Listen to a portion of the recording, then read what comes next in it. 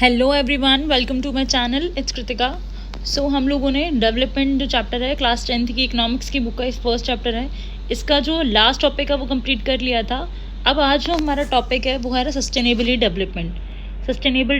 उसके बारे में हम आगे पढ़ने वाले हैं। उससे पहले एक छोटी सी चीज़ है वो डिस्कस कर लेते हैं।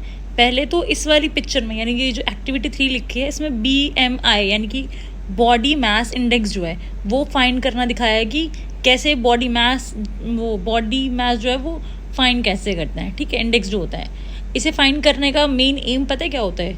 इससे पता चलता है कि इंसान जो है वो ओवरवेट है या फिर अंडर वेट है या अंडर नरिश्ड है या भी ओबिसिटी है उसको। इससे भी दिखाई देता है हमारी कंट्री के अंदर कि किस किस चीज़ की कमी है लोगों के अंदर। अगर वो ओबिसिटी वाला है यानी कि बहुत ज़्यादा अपनी बॉडी के अकॉर्डिंग ज़्यादा डाइट ले रहे हैं, लेकिन वही अंडर नरिश्ड है तो इससे दिखाई देगा कि जो फूड की स्कार्सिटी है हमारी कंट्री में वो चीज़ दिखाई देगी। इसे फाइंड करने का एक तरीका होता है, पहला दिया जाता है अपनी जो हाइट है उसको लेना है, आपको सेंटीमीटर में निकालना होता है। आपकी जो हाइट है ना उसे सेंटीमीटर मेजर करते हैं। फिर आपका जो वेट होता है उसको लेता है किलोग्राम में। जो आपका वेट किलोग्राम में है ना उसको डिवाइड कर देते हैं आपकी हाइट के स्क्वायर से, यानी कि आपकी जो हाइट का स्क्वायर होगा ना उससे डिवाइड कर देते हैं। फिर आपको पता चल जाता है कि आपकी बॉडी मास इंडेक्स जो है वो कितना है। ठीक है, उसके बाद यहाँ पर ह्यूमन डेवलपमेंट इंडेक्स के बारे में दिया हुआ है। ये ह्यूमन डेवलपमेंट इंडेक्स जो होता है ना वो दिखाता है किसी कंट्री के अंदर जो ह्यूमंस हैं उनका डेवलपमेंट कैसा है। ये जो रिपोर्ट होती है वो UNDP United Nation Development Programme के थ्रू जो है वो बनाई जाती है। ठीक है, ये जो रिपोर्ट है इसके अंदर ना कुछ पैरामीटर्स हैं, उसके अब बेसिस पर ही रिपोर्ट तैयार की जाती है ह्यूमन डेवलपमेंट इंडेक्स की। इसमें रैंकिंग दी जाती है कि UDI की जो रैंकिंग है उसमें इंडिया किस नंबर पर है। हर कंट्री को रैंकिंग दी जाती है। ठीक है, इससे पता चलता है कि उस कंट्री के अंदर लोगों की जो एजुकेशनल लेवल है वो कैसा है, हेल्थ जो है स्टेटस वो कैसा है, पर कैपिटल इनकम जो है, ये कुछ पैरामीटर है जिसके अकॉर्डिंगली यानी कि जिनको स्टडी करने के बाद ह्यूमन डेवलपमेंट इंडेक्स में डिफरेंट कंट्रीज़ की रैंकिंग दी जाती है। ठीक है, आगे पढ़ लेते हैं। यहाँ पर डाटा दिया हुआ है नेबरिंग कंट्रीज़ के अकॉर्डिंगली कि श्रीलंका जो है उसकी कैपिटल इनकम जो वो इंडिया से ज़्यादा है। ठीक है, वहीं लाइफ एक्सपेक्टेंसी रेट भी वहाँ ज़्यादा है।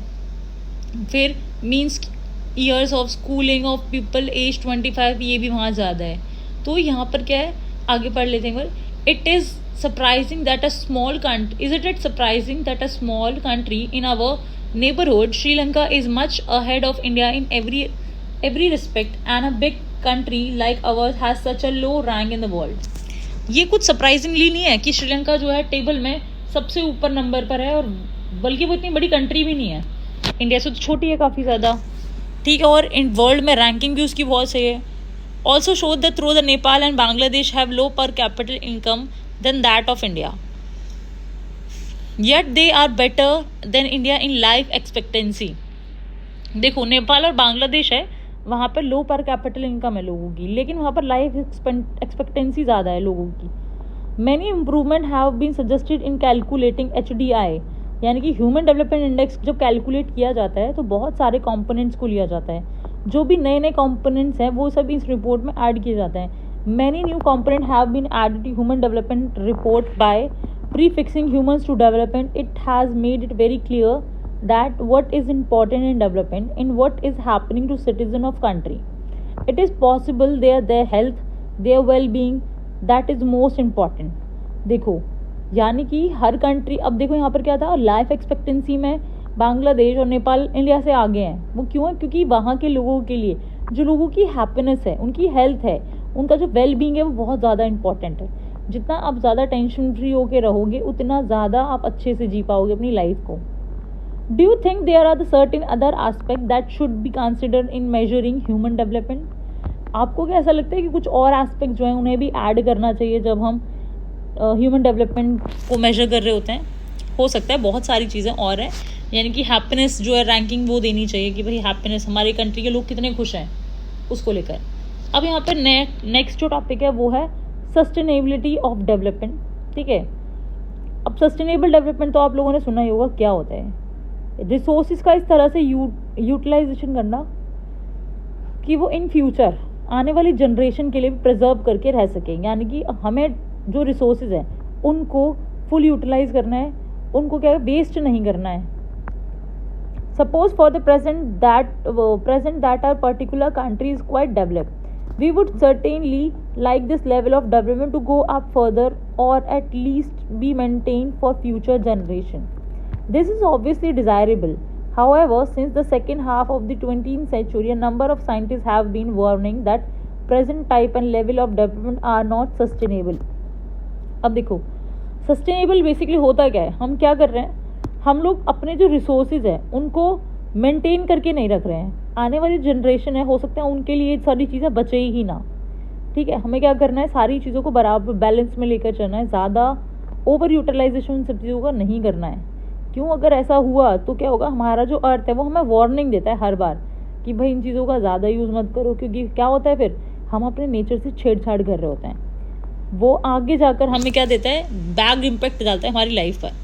जैसे कि सबसे बहुत अच्छा एग्जांपल यहाँ पर ग्राउंड वाटर लेवल का दे रखा है. ग्राउंड वाटर का मतलब होता है ज़मीन के अंदर का जो पानी है. ज़मीन के अंदर पानी ना लिमिटेड है. ऐसा नहीं है कि बस पानी बहुत सारा भरा हुआ है. ऐसा नहीं है कि वो पानी बढ़ेगा नहीं, बढ़ेगा, बट उसे बढ़ने के लिए टाइम चाहिए. यानी कि पानी जो है वो एक रिन्यूएबल रिसोर्स है, लेकिन उसको फुल होने के लिए, रिप्लेनिश होने के, रिन्यू होने के लिए टाइम चाहिए होता है. ग्राउंड वाटर जो हम बहुत ज़्यादा आज के टाइम में बहुत ज़्यादा निकालते चले जा रहे हैं ज़मीन के अंदर से पानी, उससे क्या हो रहा है, उसे बहुत सारी जगह पर पानी की दिक्कतें आने लगी हैं. यूपी हो गया, पंजाब हो गया, वहाँ के जो एरियाज़ है ना वो बहुत ज़्यादा केमिकल वगैरह यूज़ करते हैं खेतों में, जिससे जो धरती का पानी है, यानी कि ज़मीन के अंदर का पानी है, वो भी धीरे धीरे पोल्यूट होता जा रहा है. अब यहाँ पर दिखा रखा है, ground water is an example of renewable resource. These resources are replenished by nature as in the case of crops and plants. However, even these resources may be overused. यानी कि ग्राउंड वाटर जो है वो renewable resource है. ठीक है, ये replenish हो सकता है नेचर के लिए और प्लांट्स के थ्रू, लेकिन उसके लिए टाइम चाहिए उसे.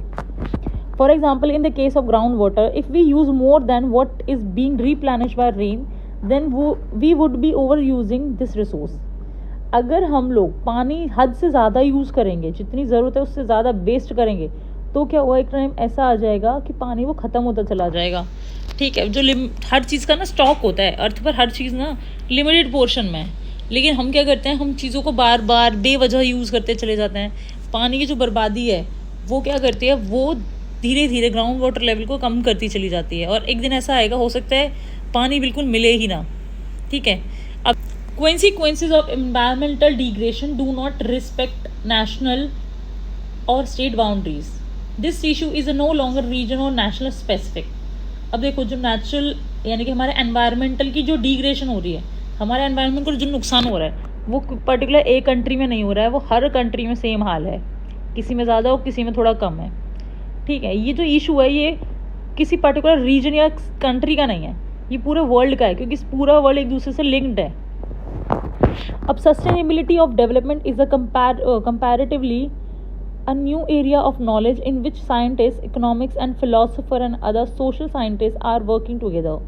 In general, the question of development or progress is perennial at all time. As a member of society and as individuals, we need to ask where we want to go, what we wish to become and what our goals are.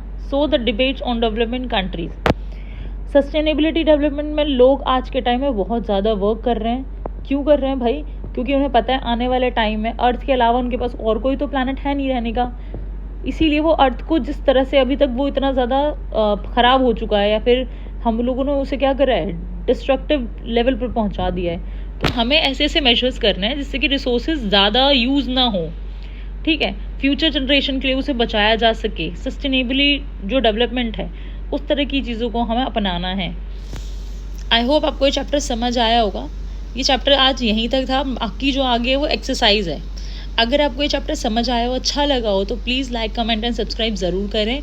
और comment में मुझे ये बता देना कि आपको पढ़ाया हुआ समझ तो आ रहा है ना मेरा. बस ठीक है, thank you so much, bye bye.